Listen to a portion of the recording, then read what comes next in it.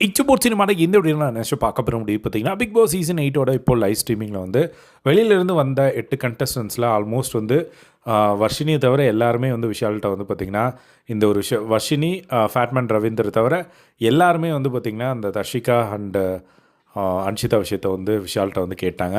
இப்போது கடைசியாக வந்து சாச்சனா வந்து பார்த்திங்கன்னா டேரெக்டாகவே வந்து போய் பயங்கரமாக ஓப்பனாக கேட்டது பார்க்க முடிஞ்சது. சாச்சனாவும் நம்ம சிவகுமாரும், ஏன்னா சிவகுமார் வந்து தர்ஷிகாவை மீட் பண்ணி அவங்க 2 பேரும் ரீல்ஸ் எல்லாம் வந்து பண்ணி வெளியிட்டிருந்தாங்க.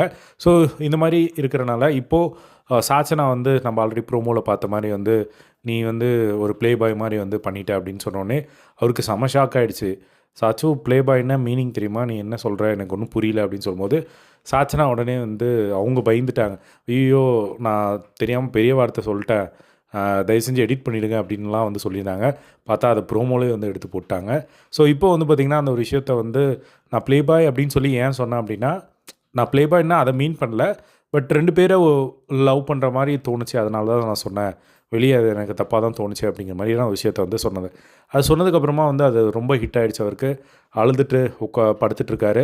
அப்போது ரயானும் ஜாக்லினும் வராங்க.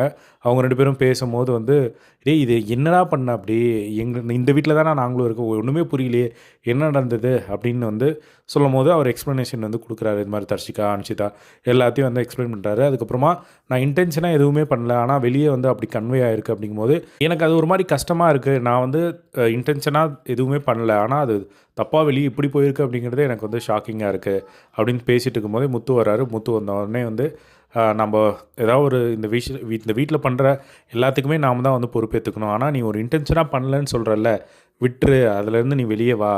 நம்ம எப்பயுமே வாழ்க்கையில் விழுறது எப்பயுமே நடக்கிற ஒரு விஷயந்தான்.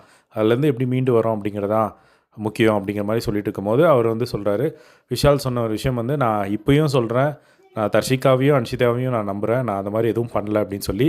ஸோ அவங்க 2 பேருக்கும் மேலே எனக்கு நம்பிக்கை இருக்குது, ஏன்னா நான் எப்படி பழகுனா அவங்க 2 பேர்கிட்ட அப்படிங்கிறது எனக்கு நல்லா தெரியும் அப்படின்னு சொன்ன உடனே வந்து தர்ஷிகா, அன்ஷிதாலாம் வெளியே ஹாப்பியாக தான் இருக்காங்க, நீ வந்து ரொம்ப போட்டு குழப்பிக்காத அப்படிங்கிற மாதிரிலாம் வந்து சொல்லிட்டு இருந்ததை வந்து பார்க்க முடிஞ்சுது. ஸோ இதுதான் வந்து பார்த்திங்கன்னா இப்போ போயிட்டுருக்கு. ஸோ தர்ஷிகா, அன்ஷிதா வருவாங்களா அப்படிங்கிறது இப்போ வரையும் எந்த நியூஸும் இல்லை.